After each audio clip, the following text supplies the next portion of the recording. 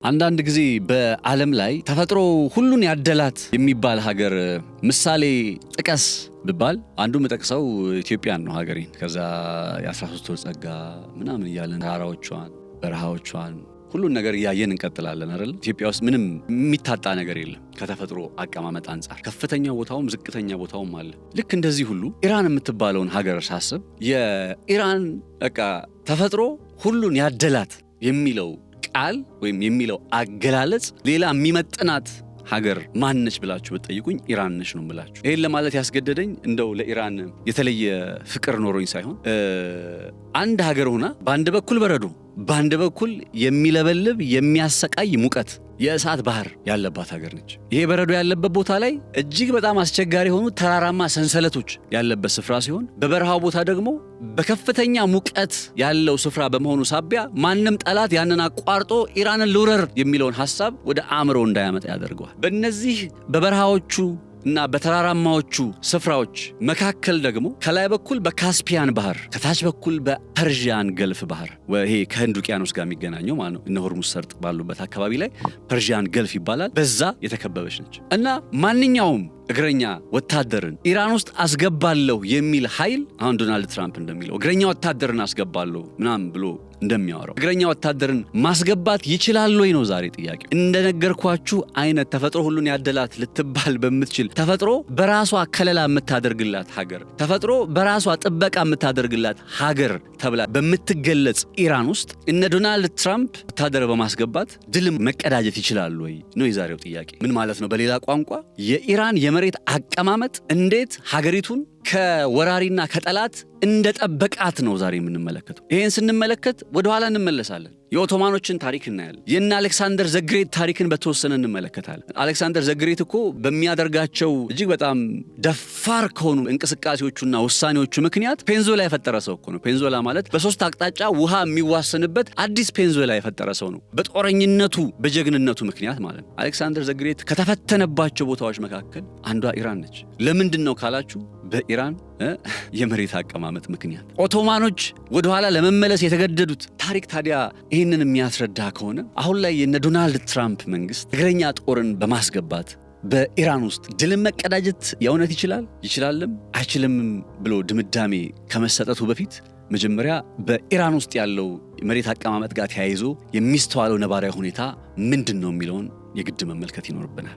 ይህንን ሐሳብ ያጠቃለለውን ጉዳይ ነው ዛሬ ይዤላችሁ የመጣሁት። ሰላም ጤና ያስጥልን። ነጻነት ላቀው ነኝ። በገበያ ፖድካስት ቀደም ብዬ ነገርኳችሁን ርዕሰ ጉዳይ በጥልቀት እየተመለከትን ከታሪክ መዛግብት አንጻር፣ አሁን ላይ ካለው የጂኦፖለቲካ ነባራዊ ሁኔታ አንጻር ሌሎች ጉዳዮችንም በማከል ሐሳቡን እንደሚከተለው ወደ እናንተ አቀርብላችኋለሁ። ከዛ እናንተ ድምዳሜውን ትሰጣላችሁ። ይቻላል ወይስ አይቻልም በሚለው ጉዳይ ላይ ድምዳሜው የእናንተ እንዲሆን ለእናንተ ነው ድምዳሜውን የምሰጠው። እኔ መረጃውን እንዲሁ ነው ማቀርብላችሁ። ስለዚህ አብራችሁ እንድትሆኑ በአክብሮት ከመለያ ዝግጅት ክፍላችን ጋር በጋራ በመሆን አቀርብላችኋለሁኝ። በቆይታችሁ እንደማትጸጸቱ እርግጠኛ ነኝ። መልካም ቆይታ ይሁንላችሁ። በግንባታ ፍጥነታችን የምንታወቀው ዴማ ሆፕ ሪል ስቴት ከሾላ መብራት 50 ሜትር ዝቅ ብሎ G+16 በሆነው አዲሱ ሳይታችን በከፊል ግንባታ ከባለ 1 እስከ ባለ 3 መኝታ ዘመናዊ ቤቶችን ባለ 1 መኝታ 77 ካሬ በ15% ቅድመ ክፍያ ማለትም በ1.4 ሚሊዮን ብር ከፍለው ቀሪውን በግንባታ መሰረት በ2 ዓመት የመረከቢያ ጊዜ ውስጥ የሚጨርሱበት እንዲሁም የንግድ ሱቆችን ከ12 ካሬ እና ከ1 ሚሊዮን 800 ሺህ ጠቅላላ ክፍያ ጀምሮ እየሸጥን እንገኛለን። ለበለጠ መረጃ ከታች ባለው ስልክ ይደውሉ። የአሜሪካው ፕሬዝዳንት ዶናልድ ትራምፕ በኢራን ላይ ያከናወነ ያለው ጦርነት በዚህ ወር መጨረሻ በፈረንጆቹ ኤፕሪል ወርሃ ሚያዝያ መጨረሻ አካባቢ ድረስ ሊጠናቀቅ እንደሚችል ፍንጭ ሰጥተዋል። በእርግጥ በዚህ ጊዜ ውስጥ ያጠናቀቃሉ የሚለው ነገር ያው አብረን የምናየው ነገር ሆኖ ነገር ግን እንደዛ ብለዋል። ከዛም ባለፈ ግን ወደ ኢራን ውስጥ የእግረኛ ወታደሮች ይገባሉ ወይስ አይገቡም በሚለው ጉዳይ ላይም ምንም ያሉት ነገር ስለሌለ ጉዳዩ እንዴት እየታየ ነው የሚገኘው። አሜሪካ እግረኛ ወታደሮችን የማስገባት ሀሳብ የላትም ይባላል። በሌላ በኩል ደግሞ በዲያጎ ጋርሻ የተባለ በሚጠራው ከኢራን በ4000 ኪሎ ሜትር ርቀት አካባቢ ላይ በሚገኘው ደሴት ላይ በተለይ አሜሪካ የቢቱ ቦምበሮችን የምታሰፍርበት አይነት የጦር ማዕከሏ የተገነባበት ስፍራ ነው ዲያጎ ጋርሺያ እና በዲያጎ ጋርሺያ ላይ የአሜሪካ ወታደሮች እንቅስቃሴ ጀምረዋል እየተባለ ይገኛል። ወታደራዊ ልምምድ ማድረግ ጀምረዋል እየተባለ ይገኛል። በጥቅሉ በመካከለኛው ምስራቅ አሜሪካ ወደ 50 ሺህ የሚጠጉ እግረኛ ወታደሮች እንዳሏት መረጃዎች ያመላክታሉ። ታዲያ በመካከለኛው ምስራቅ ካሉት እነዚህ ከዚህ ቀደም ከነበሩት 50 ሺህ ወታደሮች አሁን ተጨማሪ 10 ሺህ ወታደሮች ወደ አካባቢው እየተሰማሩ መሆኑን የሚያመላክቱ ዘገባዎችን ማየት ከጀመርንም ዋላ ደር ብለናል። እነዚህ የአሜሪካ ወታደሮች በተለይ አሁን አየር ወለዶቹ የ82ኛው ብርጌድ የሚሉት አይነት ወታደራዊ እንትን ውስጥ ምንድነው የሚባለው በወታደር ቋንቋ ብቻ የ82ኛው ብርጌድ አባላት የሆኑ 2500 የሚጠጉ አየር ወለድ ወታደሮች የማሪን ወይም ከባህር ኃይል ከባህር መርከቦች ላይ ማዕከላቸውን አድርገው ወደ መሬት በመሄድ ጥቃት የሚሰነዝሩ ዘመቻዎችን ተልእኮችን የሚፈጽሙ ወታደሮች አጠቃላይ ቁጥራቸው 4500 የሆነ እንዲህ ያለ ብቻ በጥቅሉ ወደ 10 ሺህ የሚሆኑ እግረኛ ወታደሮቿን ወደ አካባቢው ያስጠጋች ነው በመባል ላይ ይገኛል። እንግዲህ እነዚህ የምታስጠጋቸው የአሜሪካ እግረኛ ወታደሮች በእርግጠኝነት በቃ ኢራን ውስጥ ይገባሉ የሚል ድምዳሜ ላይ ባንደርስም ዶናልድ ትራምፕን ግን ማመን አንችልም። በአንድ አጋጣሚ ላይ እግረኛ ወታደሮችን አናስገባም የሚል አይነት ነገር ሲናገሩ ሰምታችሁ፣ በሌላ አጋጣሚ ላይ ደግሞ ከርግ እየተባለ የሚጠራውን ደሴት እንቆጣጠራለን ሲሉ ተሰማችኋላችሁ። ወይም ደግሞ የበለጸገው ዩራኒየም እንግዲህ 60 ከመቶ የበለጸገ የኢራን ዩራኒየምን እሱን እንቆጣጠራለን በእጃችን እናስገባለን ሲሉ ተሰማላችሁ። መቼም እንደዚህ አይነት ነገሮችን ለማከናወን በአየር ላይ ጥቃትና በአየር ላይ ዘመቻ ብቻ ማከናወን አይቻልም፣ ማድረግ ማሳካት አይቻልም። ስለዚህ የግድ እግረኛ ወታደሮች መግባት አለባቸውና ዶናልድ ትራምፕ ዩራኒየሙን በእጃችን ማስገባት አለብን ወይም የከርግ ደሴትን በእጃችን ማስገባት አለብን እያሉ ሲናገሩ በሌላ ቋንቋ እግረኛ ወታደር እናስገባለንም እንደማለት ተደርጎ ይቆጠራል። አሁን አሜሪካ እግረኛ ወታደሮችን ታስገባለች ወይስ አታስገባም የሚለውን ነገር ከመመልከታችን በፊት በተወሰነ መልኩ እግረኛ ወታደር ወደ ኢራን ቢገባ በእርግጥ ኢራንን በዛ አይነት መልኩ ድል ማድረግ ይቻላል ወይ እና አሜሪካ እግረኛ ወታደሮችን በማስገባት ኢራንን ድል ማድረግ ይችላል ወይ የሚለውን ነገር በተመለከተ ሀሳቦችን ስናነሳ ኢራን ትላንትናም በተወሰነ ከዚህ ከመሬት አቀማመጧ ጋር ከጂኦግራፊዋ ጋር በተገናኘ ለምሳሌ የሚሳኤል ምሽግ እየተባሉ የሚጠሩት የነ ዛይድ ሚሳኤል ፎርትረስን የመሰሉ የሚሳኤል ሜትሮቿ እንዴት ባለ ተፈጥሯዊ የጂኦሎጂ አድቫንቴጅ ውስጥ እንዳሉ እንዴት ተፈጥሮ እንዴት እንደጠቀማቸው የግራናይት አለት ወይም የግራናይት ድንጋይ ስሪት ባለበት የዛግሮቭ ተራሮች ስር እነዚህ የሚሳኤል ሚስጥራዊ ከተሞች መገንባታቸው እነዛን የሚሳኤል ከተሞች በቀጥታ ኢላማ ለማድረግ እንዴት አስቸጋሪ እንደሆነ መቼም በትላንትናው ዕለት በዝርዝር የሰራነውን ያቀረብንላችሁ መረጃ ተመልክታችኋል ብዬ አስባለሁኝ። ምናልባት ካልተመለከታችሁ መለስ ብላችሁ ብታዩት እጅግ በጣም የሚጠቅማችሁ አይነት መረጃ ነው የሚሆነው። ታዲያ ዛሬም ከዚህ ጋር በተገናኘ ሌላኛውን የመልክዓ ምድር አድቫንቴጅ የመልክዓ ምድሯን ተጠቃሚነት ነው ማቀርብላችሁ። ኢራን የምትባለው ሀገር ያለችበት የመሬት አቀማመጥ እግረኛ ወታደር ወደ ስፍራው ልግባ ቢል አሜሪካ ወይም ሌላ ሀገር እግረኛ ወታደር ላስገባ ቢል እንዴት አዳጋች እንደሚሆንበትና ኢራንን በእግረኛ ወታደር መውረርና ከወረሩም በኋላ አላማን ማሳካት በቃ ፈጽሞ የማይታሰብ ነው ብሎ ድምዳሜ ኢምፖሲብል ነው ብሎ ድምዳሜ መስጠት ባልችልም፣ ነገር ግን 80-90 ከመቶ ነገሩ የሚሆን አይመስልም። እግረኛ ወታደር ወደ ኢራን ከገባ በዛው በገባበት ሰጥሞ ይቀራል የሚለውን ነገር ላነሳላችሁ ስለፈለኩ ነው። የመሬት አቀማመጥ ወይም የተፈጥሮ ሁኔታዎች በጦርነት ላይ እጅግ በጣም ስትራቴጂ ናቸው።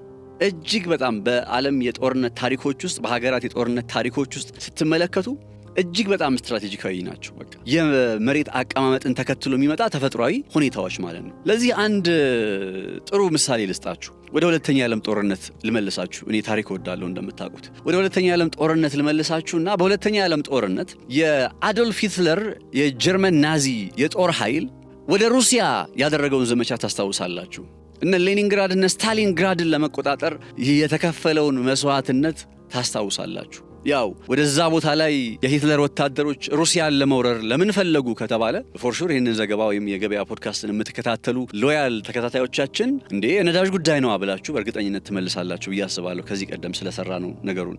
አሁን ላስታውሳችሁ የፈለኩት ግን ምንድነው የሂትለር ወታደር ነዳጅ ፈልጎ ወይም በተለይ በጊዜው ዩኤስኤስአር የምትባለው ሀገር ያው እና አዘርባይጃንንም እንግዲህ 15 ተገንጥለው የወጡ ሀገራትን አጠቃላ አልነበረ እንግዲህ በጣም ግሬት የነበረችው ከነዛ መካከል እንግዲህ በግዛቷ ውስጥ ከነበሩት ከፍተኛ የሆነ የነዳጅ ክምችት ካለባቸው አካባቢዎች መካከል አሁን የአዘርባይጃን ርዕሰ መዲና የሆነችው ባኩ አካባቢ ውስጥ እንግዲህ አዘርባይጃን ውስጥ ያለ የነዳጅ ሀብት አለ። የነዳጅ ቁፋሮ ተከናውኖ ነዳጅ የሚወጣበት ስፍራ አለ። እንግዲህ ልብ አድርጉ ጊዜው ሁለተኛው የዓለም ጦርነት ላይ ነው እና የሂትለር ወታደሮች ይህንን አዘርባይጃን ባኩ ውስጥ የሚገኝ የዩኤስኤስአርን የነዳጅ ሀብት በእጃቸው ማስገባት ቢችሉ ባይዘወይ ጦርነቱ ይሄን ጊዜ ዓለም ሌላ ታሪክ ነበር የሚኖራት። በቃ በዛ ጦርነት ላይ አንደኛ የሂትለር ወታደሮች እንዲሸነፉ ያደረጋቸው በቃ የነዳጅ ሀብት ማለቁ ነው እና ይህንን ነገር ቀድሞ ተረድቶ ስለነበረ ሂትለር ወደ ሩሲያ ያከናወነው ዘመቻ ባኩ ውስጥ የሚገኝ የነዳጅ ሀብትን ለመቆጣጠር ያከናወነው ዘመቻ ነው።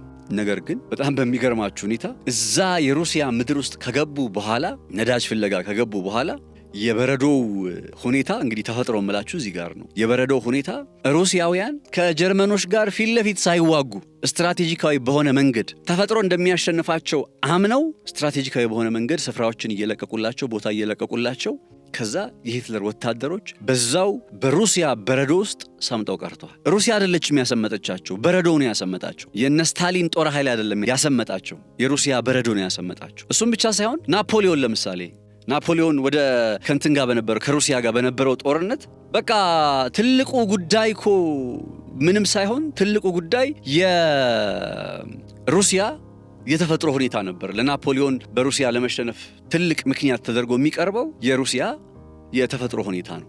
ይሄን ነገር ማነሳላችሁ አሁን ላወራችሁ የፈለኩት ርዕሰ ጉዳይ ከተፈጥሮ ጋር የሚገናኝ ነው። ስለ ኢራን የመሬት አቀማመጥና ተፈጥሯዊ ሁኔታ ነው ላወራላችሁ የፈለኩት። ይሄ ጉዳይ ከዚህ ቀደም በነበረ የኢራንና ኢራን ከሌሎች ሀገራት ጋር ከነ ኦቶማኖች ጋር ከነ ኢራቅ ጋር ከሌላም ጋር አድርጋቸው በነበሩ ጦርነቶች ላይ እንዴት ያለ በቃ ስትራቴጂካዊ አድቫንቴጅን ለኢራን ሰጥተዋት እንደነበረ የሚያስገርሙ አይነት መረጃዎችን ነው እንግዲህ ማቀርብላችሁ።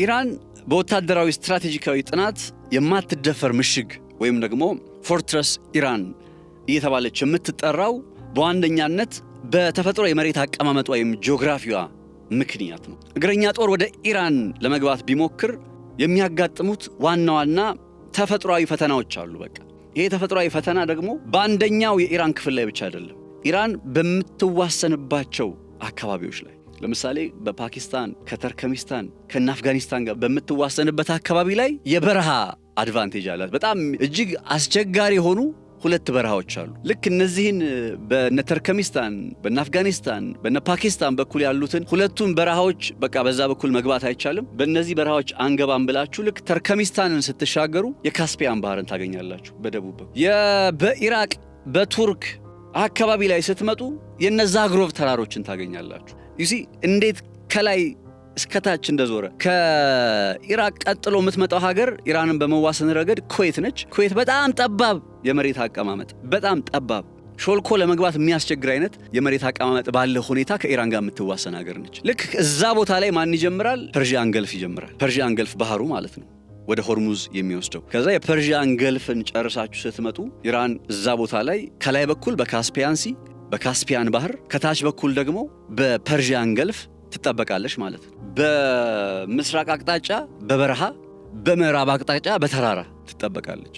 የኢራን ነባራዊ ሁኔታ ይሄ ነው። በዝርዝር ልግባበት። ይህንን ጠቅላላ ነጥብ ዝርዝር ነጥቡን እያብራራውላችሁ ልቀጥል። የዛግሮስና የአልቦርዝ ተራራማ ሰንሰለቶች፣ እነዚህ ኢራን በከፍተኛ ተራራዎች የታጠረች ሀገር እንድትሆን አድርገውታል። የዛግሮስ ማውንቴን በምዕራብና በደቡብ በኩል የሚገኙት ተራሮች ናቸው። እንደ ግዙፍ ግድግዳ ሆነው የሚያገለግሉ ናቸው። ማንኛውም እግረኛ ጦር ከኢራቅ ወይም ከባህረ ሰላጤው በኩል ለመግባት ቢሞክር በእነዚህ አካባቢዎች ላይ ኩርዶች የሚኖርበትም አካባቢ ጭምር ነው። ከኢራቅ ጋር በምትዋሰንበት እንዳልኳቸው የዛግሮቭ ማለት ነው። ማንኛውም እግረኛ ጦር ከኢራቅ በኩል ወይም ከባህረ ሰላጤው በኩል which is የፐርሺያን ገልፍ በኩል ካልኳችሁ ማለት ነው ለመግባት ቢሞክር እነዚህን ረጃጅም ሰንሰለታማ ተራሮች ማለፍ የግድ ይለዋል። ይህ ደግሞ ለሚከላከል ወይም በዲፌንሲቭ ፖስቸር ላይ ለሚቀመጠው የኢራን ጦር ረጅምና ምቹ የደፈጣ ውጊያ የጉሪላ ዋርፌር የሚባለውን አይነት ለማከናወን የመጀመሪያው ትልቁ መሰረት ይሆናል ማለት ነው። በእንደዚህ አይነት አስቸጋሪ የሆነ የተፈጥሮ ስነ ምህዳር ላይ የተፈጥሮ የመሬት አቀማመጥ ላይ እግረኛ ጦር ስታስገቡ እግረኛ ጦር ክፍል አለው አይደል? ታንኮች አሉት፣ መኪናዎች አሉት፣ ከባድ ተሽከርካሪዎች ማለት ነው። እነዛን ይዛችሁ ነው የምትገቡት። መቼስ በእግራቸው ብቻ የሆነ የጦር መሳሪያ ይዘው ሊገሰግሱ አይችሉም ወደ ቴህራን። ታንኮች ይኖራሉ፣ ከባድ ተሽከርካሪዎች ይኖራሉ ምናምን። እነዛን ይዛችሁ እነዚህ የዛግሮስ ተራሮችን እንዴት ነው የምታልፉት? በምን መልኩ ነው የምታልፉት? ስለዚህ ከኢራቅ በኩል ባለው አካባቢ ላይ ከቱርክ በኩል ባለው አካባቢ ላይ ልግባና ኢራንን ልውረር ብትሉ ከባድ መስዋዕትነት መክፈል ብቻ ሳይሆን ኦልሞስት የማይቻልና የማይታሰብ ያደርገዋል። ያንን ተራራ የሚወጣ ታንክ የለም። በቃ ያንን ተራራ የሚወጣ ከባድ ተሽከርካሪ የለም። ያንን ተራራ የሚወጣ የሚወርድ ምን የለም፣ እግረኛ ወታደር የለም። እሺ በሆነ ተአምር ታንኩም ተገኘ፣ ከባድ ተሽከርካሪውም ተገኘ፣ እግረኛ ወታደሮቹም ተገኙ። ከዛ ምንድነው የሚጠብቀው? ቀድመው ያንን ቦታ ወደ ጦር ግንባርነት የቀየሩ ምሽጎችን ሰርተው የሚጠባበቁ በዲፌንሲቭ ፖስቸር በመከላከል አቅም ላይ በመልሶ ማጥቃት ላይ የተመሰረተ ስትራቴጂክን የነደፉ የኢራን ወታደሮች ናቸው የሚጠብቁ። እንግዲህ ተፈጥሮውን አለፋችሁት ይባል ካርታውን ስትመለከቱት፣ በተለይ 3D ፕሪንትድ የሆኑ ማፖችን ስትመለከቱ በጣም በቃ ያስደንቃል የተራራው። እውነትም ይሄ ተራራ እንዴት ነው ማለፍ የሚቻለው ያስብላችኋል። በዚህ በኢትዮጵያም ታሪክ ውስጥ መለስ ብላችሁ ከተመለከታችሁ ከፍተኛ ቦታዎች ላይ ምናምን ንጉሶች ግዛታቸውን መስርተው መንግስታቸውን የሚያነጹት ለምንድን ነው? እነ ዳግማዊ ምኒልክ መተው እንጦጦ ላይ ያነጹት ለምንድን ነው መንግስታቸውን? የመሬት አቀማመጥ ጠላትን ለመከላከልም ሆነ ለማጥቃት እጅግ በጣም መሰረታዊ ነው። በዚህ አንጻር ኢራን በቃ ተባርካለች ነው የምላችሁ። የዛግሮስ ተራሮች ለዚህ አንድ ማሳያ ናቸው። ለጉሪላ ዋርፌር ወይም ለሽምቅ የደፈጣ ውጊያ የጦር አሰላለፍ ላይ ለሚሰየሙ የኢራን ወታደሮች እነዚህ የዛግሮስ ተራሮች ከመቼውም ጊዜ በላይ በቃ የማይተካ ሚናን የሚጫወቱ ናቸው።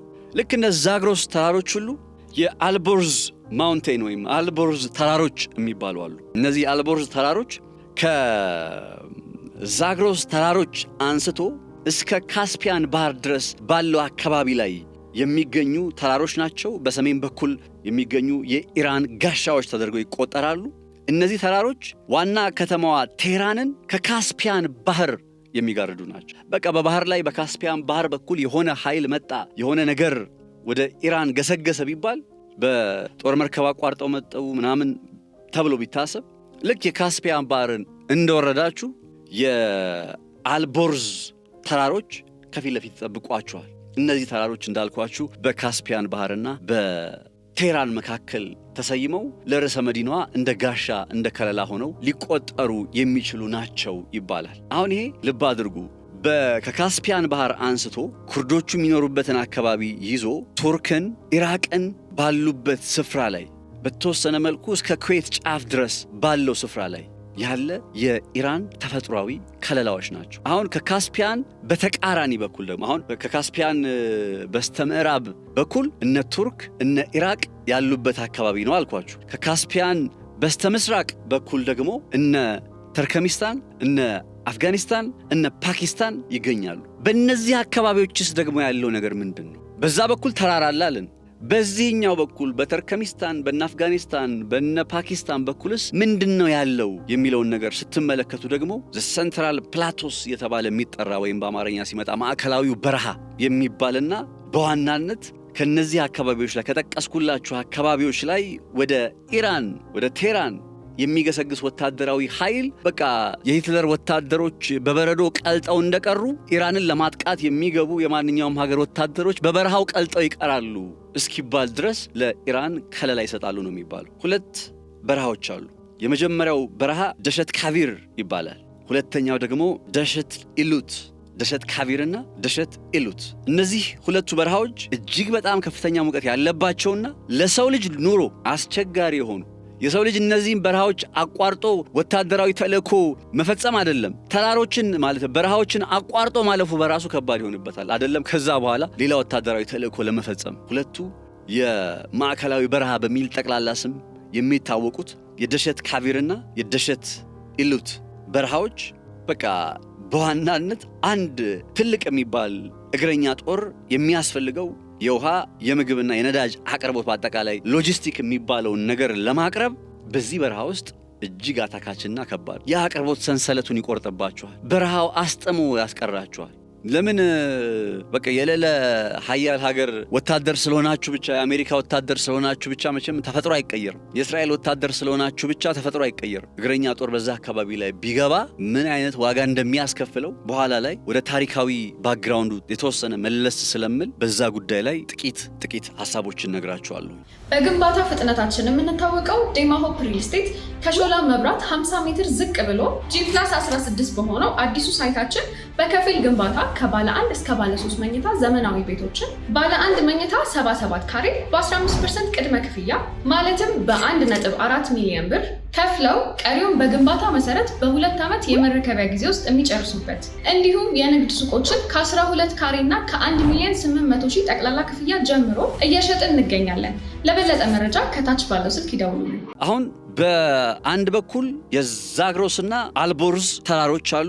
በሌላ በኩል ደግሞ ደሸት ኢሉትና ደሸት ካቬር የሚባሉ የማዕከላዊ ፕላቶስ የሚባሉት ማዕከላዊ በረሃዎች አስጥመው የሚያስቀሩ አይነት ናቸው። በእንደዚህ አይነት መልኩ ሀገሪቱ ተከባለች። እንዳልኳችሁ እነዚህ በማዕከላዊ በረሃዎቹና በነዛግሮስ ተራሮች መካከል ላይ ከላይና ከታች ሐይቆች፣ የባህር ወሽመጦች ይገኛሉ። ከላይ በኩል ቀደም ብዬ እንዳልኳችሁ የካስፒያን ባህር ይገኛል። የካስፒያን ባህር ወደ እንትን የሚያደርስ አይነት ባህር አይደለም። ወደ ውቅያኖስ ኦር ወደ ሆነ ትልቅ እንትን የሚያስጠጋ አይነት ነገር አይደለም። ኦልሬዲ ከላይ በሌሎች ስታንስ የሚባሉት ሀገራት አሉ አይደለ?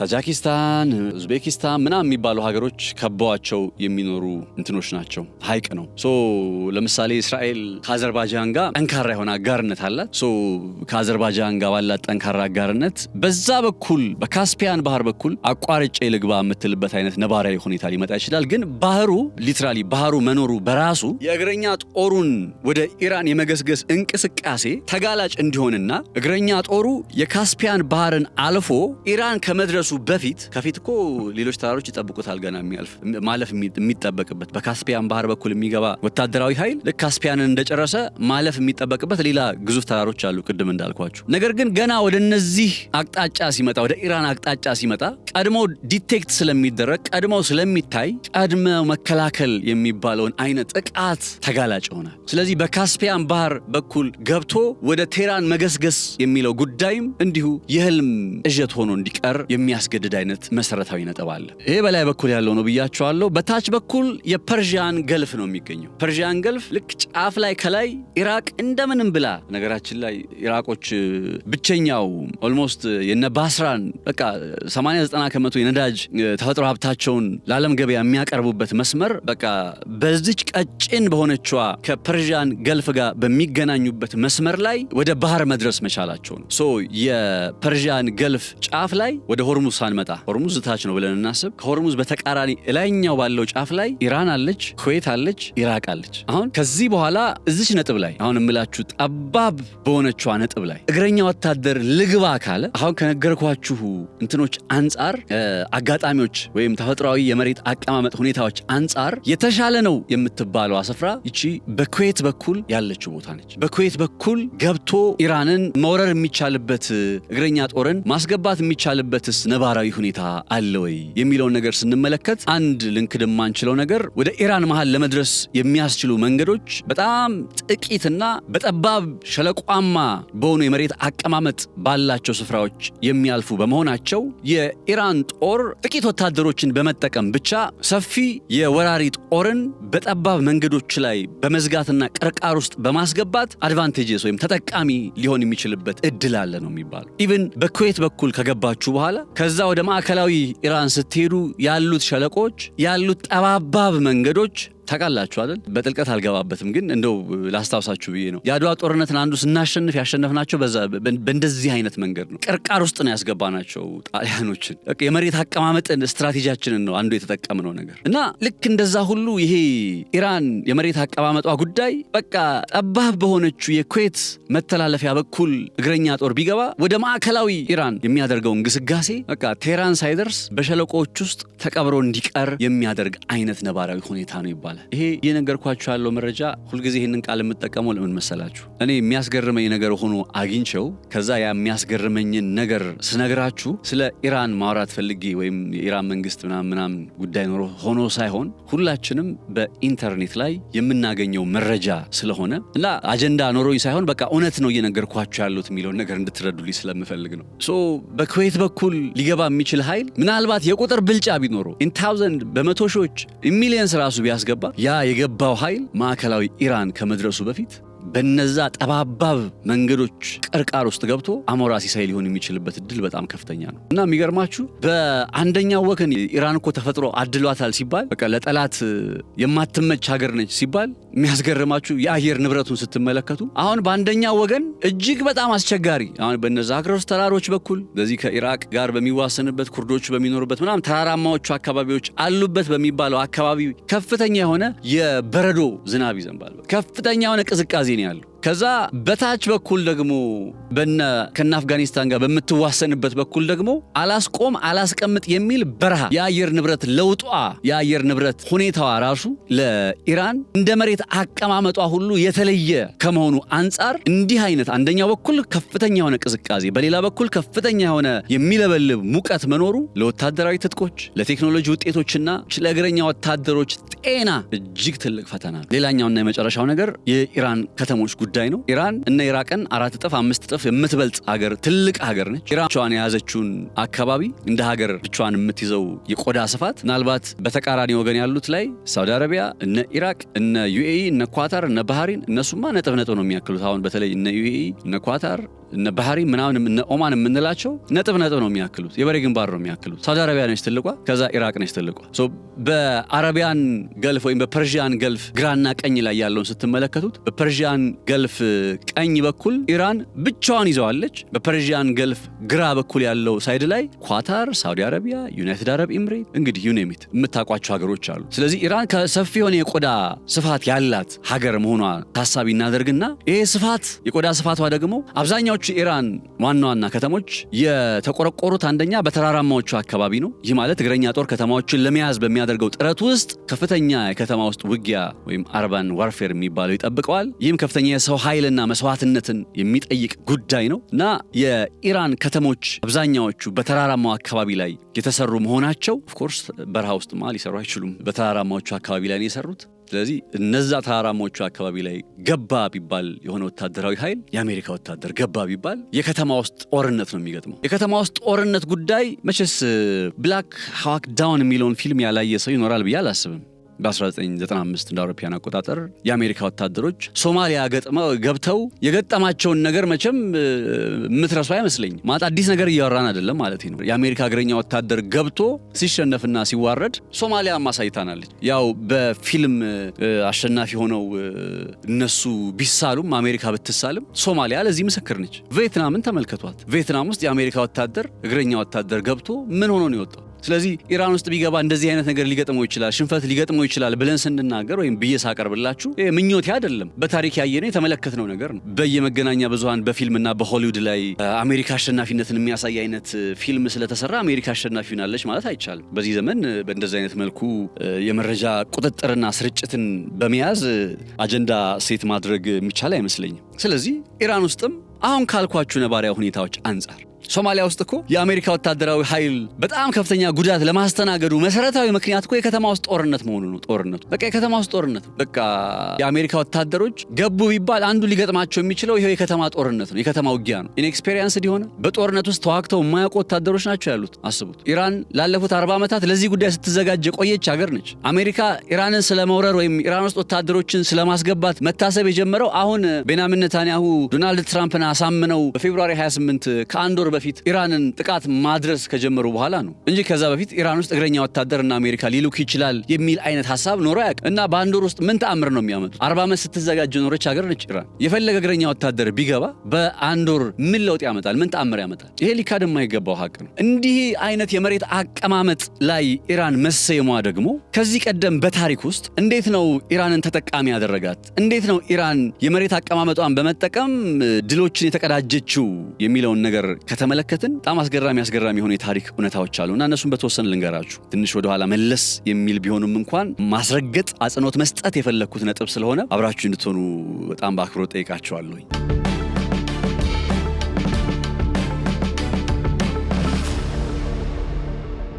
እንግዲህ እንዳልኳችሁ የኢራን መልክዓ ምድር በታሪክ ሂደት ውስጥ የማይበገር ጋሻ በመባል አገሪቱ ከውጭ ወራሪዎች ራሷን እንድትከላከልና ባህሏን ጠብቃ እንድትቆይ ትልቅ አስተዋጽኦ ያደረገ ነባራዊ ሁኔታ ነው ያለው። ለዚህ የታሪክ ምሳሌዎችን ስናነሳ የመጀመሪያው ባትል ኦፍ ዘ ፐርሺያን ጌት የሚባለው የፋርስ መተላለፊያን ለመቆጣጠር የተደረገው ጦርነት ነው። የታላቁ እስክንድር ጊዜ ነው። አሌክሳንደር ዘ ግሬት በጣም ከሚገርሙኝ በዓለማችን ከሚገርሙኝ እና ታሪካቸውንም በጣም ደጋግሜ ካነበብኩላቸው መሪዎች መካከል አንዱ አሌክሳንደር ዘ ግሬት ነውና አሌክሳንደር ዘ ግሬት የፋርስ ግዛትን ለመቆጣጠር ሲገሰግስ በዛግሮስ ተራሮች ውስጥ በሚገኘው የፋርስ መተላለፊያ በተባለ ጠባብ ሸለቆ ውስጥ ትልቅ የሆነ በጣም አሌክሳንደር ዘ ግሬትን ከባባድ የሆኑ ቻሌንጆች ከባባድ የሆኑ ጉዳቶች ደርሰውበታል የሚባለው አንዱ በዚህ በፐርሺያ ፋርስ ውስጥ ነው፣ ኢራን ውስጥ ነው። ባይዘው ኢራን የሚለውን ስያሜ በ1935 ነው የተሰጣት። ታውቃላችሁ? ፋክት ቲፕ ኦፍ አድርጋችሁ ያዟት። ወደ ነጥቤ ልመለስ። ከአሌክሳንደር ዘ ግሬት ጋር የነበረው የታሪክ ሁኔታን ከተመለከታችሁት አሪዮባርዛነስ የሚባል የፐርሺያ ንጉስ ነበረና በጥቂት ሺህ ወታደሮች ብቻ የታላቁን እስክንድር ግዙፍ ጦር ለተከታታይ ቀናት በዛ የፋርስ መተላለፊያ በተባለችው ጠባብ ሸለቆ ውስጥ እንዴት ቆልፎት እንደቆየ ታሪክ ስለመዘገበው ታሪኩን ገብታችሁ አንብቡት። በዝርዝር አልገባበትም። ይህንን በማድረጉ ምን አይነት ውጤት ነው የተመዘገበው ካላችሁ የአሌክሳንደር ዘ ግሬት ጦር በቁጥር እጅግ የላቀ ቢሆንም ጠባቡ የመሬት አቀማመጥ ፋርሶች ከላይ ሆነው የድንጋይ ናዳ ያዘነቡባቸው እስክንድር አማራጭ እንዲፈልግ፣ እስክንድር መንገድ እንዲቀይር፣ እስክንድር አሌክሳንደር ዘ ግሬት እንደዛ አይነት ሁኔታ ውስጥ እንዲገባ አድርገውታል። ኢራን አንዱ በታሪክ ሲነሳ የመሬት አቀማመጧ ለኢራን እንዴት ጠቀማት ሲባል ከአሌክሳንደር ዘ ግሬት ጋር ተያይዞ የሚነሳው ታሪክ እንደሆነ ልብ ይለዋል። ሌላኛው የታሪክ አጋጣሚ በሰባተኛው ክፍለ ዘመን አካባቢ ላይ የሆነና የአረብ ሙስሊም ጦር በተለይ የሳሳኒያን ግዛት ድል አድርጎ ወደ ፋርስ መሃል ሀገር ሲገባ ወደ ኢራን ወደምንላት አሁን ኢራን ብለን ወደምንገልጻት ቀድሞ ፐርሺያ የምትባለው በመጽሐፍ ቅዱስ ደግሞ ፋርስ የተባለች የምትገለጸው ወደዛ አካባቢ ላይ እንግዲህ ሲገቡ የአረብ ሙስሊሞች ሆዜስታን የሚባል አንድ በጣም ግዙፍ የሆነ ሜዳዎችን በቀላሉ መቆጣጠር ችለው ነበረ እነዚህ አረብ ሙስሊሞች። ይሁን እንጂ በሰሜን የሚገኝ ታባሪስታን አሁን ላይ ማዛንዳራን የተባለ የሚጠራ ተራራማ አካባቢ ነው። በሜዳው ላይ ሆዜስታን በሚባለው ሜዳ ላይ ድልን የተቀዳጁትን የአረብ ሙስሊሞችን ፈረሰኛ ወታደሮች፣ ያው አረቦች በፈረስ ላይ ውትድርና የሚችላቸው የለም፣ የታወቀ ነው። ሜዳ ላይ ማን ይቻላቸው? ልክ ሜዳው ላይ እንደማይችሏቸው ሲገባቸው ጦርነቱን ቀየሩት። ወዴት? ወደ ተራራው ወሰዱት ኢራኖቹ ወይም ፐርሺያዎቹ። እና በነዛ ተራራማ አካባቢዎች ላይ ጦርነቱ ሲቀጥል እነዛ የአረብ ፈረሶች ያንን ተራራ እንዴት ይውጡ? ያንን በማድረግ በመቻላቸው እነዛ የሙስሊም አረቦች ኦልሞስት በዛ ጦርነት ተሸንፈው እንዲመለሱና ያንን የሚያረጋግጥላችሁ ነገር ደግሞ ተራራማዎቹ ምሽጎች ምክንያት በነዛ ተራራማዎቹ የፐርሺያ የፋርስ ምሽጎች ምክንያት ጦርነቱን ወደ ተራራማው አካባቢ በመውሰዳቸው ምክንያት ካስመዘገቡት ነገር መካከል ለተጨማሪ 100 ዓመታት ለአረብ ከሊፋዎች ሳይገብሩ በራሳቸው የፋርስን ባህልና ወግና ስርዓት እንደያዙ ጠብቀው ለመቆየት ችለዋል እየተባለ ይገለጻል። የኦቶማኖችና የሳቪዶችም ጦርነቶች ለዚህ ሌላ ማሳያ ናቸው። ኦቶማኖች ወደ ፐርሺያ ሲገሰግሱ ለመመለስ የተገደዱት እንግዲህ በሌላ በምንም ምክንያት ሳይሆን ወደነ ማዕከላዊ ፐርሺያ ሳይገቡ ለመመለስ የተገደዱት በተራራማው አስቸጋሪነት በተራራማው በሰንሰለታማዎቹ ተራራ አስቸጋሪነትና አዳጋችነት ሳቢያ ነው ለመመለስ የተገደዱት። የኦቶማን ጦርን ያክል እንግዲህ ኦቶማን ጦር እኮ ማለት ከብሪቲሽ በፊት ዓለምን ያንቀጠቀጠ ኤምፓየር እኮ ሊትራሊ ዓለምን ያስገበረ ዓለምን ያስገዛ ኤምፓየር እኮ እና ያው በጊዜው ዓለም ሲባል ዓለም በደረሰበት አካባቢ ላይ ማለት ነው እና አሜሪካ የምንላቸው አካባቢዎች ገና ሳይመጡ 300 ዓመት ታሪክ አይደል ያላት እያወራላችሁ ያለው ታሪክ ከዛ በፊት የነበሩ ታሪኮችን ነው። ከ16ኛው እስከ 18ኛው ክፍለ ዘመን ድረስ በነበረው ጊዜ የነበሩ የታሪክ አጋጣሚዎችን ነው እያነሳውላችሁ የሚገኘውና የኦቶማን ጦርም እንግዲህ የኢራን ክፍል ውስጥ የኢራን ማዕከላዊ ክፍል ውስጥ ዘልቆ የመግባቱን ሂደት እጅግ በጣም አዳጋች ያደረጉበት ሌላ ምንም ሳይሆን ኢቭን ዘመናዊ መድፍና በሰው ኃይል ብልጫ ኖሮት ወታደራዊ ጥቃትን እየሰነዘረ ቢሆንም እንኳን ያኔም ግን እነዛ የኢራን ተራሮች ኢራንን በመጠበቅ ረገድ ትልቁን ሚና የተጫወቱ ናቸው የሚለውን ነጥብ ማስታወስ ያስፈልጋል። በተለይ የኦቶማን ጦር በተራራው አስቸጋሪነትና በምግብ እጥረት ምክንያት ወደኋላ ለመመለስ ይገደድ እንደነበረና ይህም ኢራን በቱርክ እንዳትዋጥ አድርጓታል። ዋይ አሁን ቱርክ እንደ ኦቶማን ታላቅነት እኮ እንደ ኦቶማን ተጽዕኖ ፈጣሪነት ኦቶማን እዚህ ምጽዋ ድረስ መጥቶ ነበር። ባይዘው ሌላ ፋክት ቼክ ነው አልገባበትም፣ ግን ተጽዕኖ ነው እየነገርኳችሁ የምገኘው። እንዲህ ዓለምን እያንቀጠቀጠ ያለ ኃይል ኢራንን ለምንድን ነው ያለው? ኢራን ውስጥ ለምንድን ነው ባይዛንታይን ኢምፓየርን እኮ ባይዛንታይን የሚባለውን የቀደመውን ኢምፓየር ኮንስታንቲኖፕል የምትባለውን ከተማ የክርስቲያን ከተማ የነበረችው አሁን ኢስታንቡል የተባለችው ወደ ኢስታንቡልነት ቀይረው የእስልምና ማዕከል ማድረግ የቻሉት ኦቶማኖች ኢራን ውስጥ ስትሄዱ ግን ኢራን ውስጥ ያ ታሪክ የለም። ኢራኖች ሺዓነታቸውን ጠብቀው ነው የቀጠሉት በራሳቸው መረዳት፣ ሃይማኖታዊ መረዳት ማለት ነውና ለምንድን ነው ኢራን በኦቶማኖች ያልተዋጠችው ብላችሁ ስትጠይቁ ሌላ ምንም ምክንያት አይደለም የምታገኙት፣ በተራራማ ሰንሰለቶቿ ምክንያት የሚለውን ጉዳይ ነው የምታገኙት። የሞንጎሊያ ወረራም አብሮ ሊነሳ ይችላል። እንዲህ የተባለ ብዙ ታሪኮችን መመልከት እንችላለን። ወደኋላ መለስ ብለን ማየት እንችላለን። በታሪክ ኢራን ተወራ ስትሸነፍ እንኳን ባይዘው ተሸንፋ አታውቅም አይደለም። ስትሸነፍ እንኳን ወራሪዎቹ መላው የሀገሪቱን ክፍል በተለይ ተራራማውንና በረሃማውን ክፍል ሙሉ በሙሉ ተቆጣጥረው ታያውቁ። ይህ ተፈጥሯዊ ጥበቃ ኢራን እንደ ሀገር እንድትቀጥልና የራሷን ማንነት እንድትጠብቅ አድርጓታል ነው የሚባለው። እና ታሪክ ይህንን የሚያስረዳ ከሆነ ታሪክ ይህንን የሚያመላክት ከሆነ እና አሜሪካ አሁን እግረኛ ወታደር ኢራን ውስጥ ቢያስገቡ ድል የሚያደርጉ ይመስላችኋል? እስኪ ሀሳብ አስተያየቶቻችሁን በኮመንት ላይ ያስቀምጡልኝ። የኢራን የመሬት አቀማመጥና መልክዓ ምድር ከዛሬዋ ዛሬም ድረስ ኢራንን እንደ ሀገር ጸንታ እንድትቀጥል ያደረጉ ሚስጥሮቿ መሆናቸውን ላነሳላችሁ የወደድኩት እነ ዶናልድ ትራምፕ ዲያጎ ጋርሺያ እየተባለ በሚጠራው የጦር ኃይላቸውን ባሰፈሩበት ከኢራን 4000 ኪሎ ሜትር ርቀት ላይ በሚገኝ ደሴት ላይ ወታደራዊ ልምምድ ጀምረዋል የሚለውን ዜና ስመለከት ነው። ወታደራዊ ልምምድ የጀመሩት እነዚህ ሰዎች መቼም ካላበዱ በቀር እግረኛ ወታደሮቻቸውን ወደ ኢራን ሊያስገቡ አይደለም አይደል የሚለውን ጥያቄ ሳነሳ ነው እንደው ኢራን ውስጥ እግረኛ ወታደር ቢገባ ምን ይሆናል የሚለውን ነገር ማየት የቀጠልኩትና በቃ የመሬት አቀማመጥ ጂኦግራፊ ማተርስ የመሬት አቀማመጥ የሚባለው ነገር ማተርስ ያደርግ በጣም በጣም በጣም በጣም ቁልፍ ነገር የመሬት አቀማመጥን እንዲህ አይነት ካደላት በኋላ ኢራን ትላንት እንደነገርኳችሁ አሁን ያንን የመሬት አቀማመጥ ደግሞ ወደ ምን እያደረገችው ነው? ድሮ ቆሞ ብቻ ነበር ጋሻ እንዲሰጣት የምታደርገው ተራራው ለምሳሌ የዛግሮስ ተራራ በቃ ቆሞ ጥበቃ እንዲያደርግላት እንዲከላከልላት ነበር። አሁን ግን ከዛግሮስ ተራሮች ስር ትላንት በሰራውላችሁ ዝርዝር እንደሰማችሁት የተራራዎቹ ልብ ውስጥ የሚሳኤል ከተሞችን እያነጸች ነው። የሚሳኤል ከተሞች አሏት። ባለፉት ጥቂት 10 ዓመታት ሲኤንኤን እንኳን ወደ 30 የሚሆኑ ሚሳኤል ከተሞችን ገንብታለች ብለዋል። ሲኤንኤን እንኳን አምኖ ይሄንን ጉዳይ ተረዳችሁኝ አይደል? ስለዚህ አሁን ላይ ያለው ነባራዊ ሁኔታ ካያችሁት ደግሞ የመሬት አቀማመጥ እንዳለ ሆኖ የመሬት አቀማመጧን ወደ ምን ቀየረችው? ደግሞ ወደ ወታደራዊ የጦር ስትራቴጂ ወይም የጦር ስልት ቀይራ በነዛ ተራራማ ሰንሰለቶች ስር ሚስጥራዊ የሚሳኤል ከተሞችን አንጻ እንግዲህ ጦርነቱን ቀጥላለች። የጦርነት ምን ትላላችሁ? እስኪ እናንተን አስተያየት ልስማ። ሀሳብ አስተያየቶቻችሁን በኮመንት መስጫው ሳጥን ላይ ያስቀምጡልኝ። ነጻነት ላቀው ነበርኩኝ በገበያ ፖድካስት አብሬያችሁ ቆይታ ያደረኩት። በቆይታችሁ ጥሩ መረጃ እንዳገኛችሁ ተስፋ አደርጋለሁኝ። ሀሳብ አስተያየቶቻችሁን በኮመንት መስጫው ሳጥን ላይ ያስቀምጡልን። ከመለያ ዝግጅታችን ክፍል ጋር በጋራ በመሆን መልካም ቆይታ እንዲሆንላችሁ እንመኛለን። በግንባታ ፍጥነታችን የምንታወቀው ዴማ ሆፕ ሪል ስቴት ከሾላ መብራት 50 ሜትር ዝቅ ብሎ G+16 በሆነው አዲሱ ሳይታችን በከፊል ግንባታ ከባለ 1 እስከ ባለ 3 መኝታ ዘመናዊ ቤቶችን ባለ 1 መኝታ 77 ካሬ በ15% ቅድመ ክፍያ ማለትም በ1.4 ሚሊዮን ብር ከፍለው ቀሪውን በግንባታ መሰረት በ2 ዓመት የመረከቢያ ጊዜ ውስጥ የሚጨርሱበት እንዲሁም የንግድ ሱቆችን ከ12 ካሬ እና ከ1 ሚሊዮን 800 ሺህ ጠቅላላ ክፍያ ጀምሮ እየሸጥን እንገኛለን። ለበለጠ መረጃ ከታች ባለው ስልክ ይደውሉልን።